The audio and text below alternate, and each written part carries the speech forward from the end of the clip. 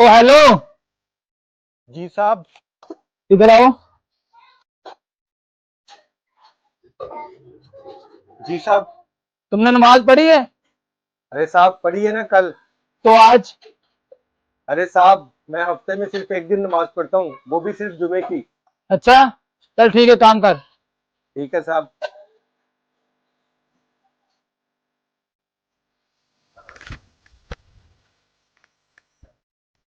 रुको।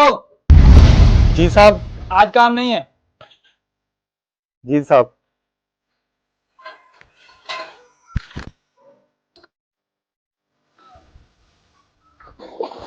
ओ हेलो। आज फिर काम नहीं है। जी साहब।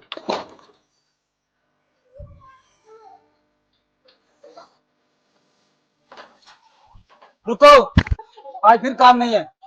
अरे क्या साहब, हफ्ते में मैंने सिर्फ एक दिन काम किया, और एक दिन काम करने से घर का गुजारा नहीं होता।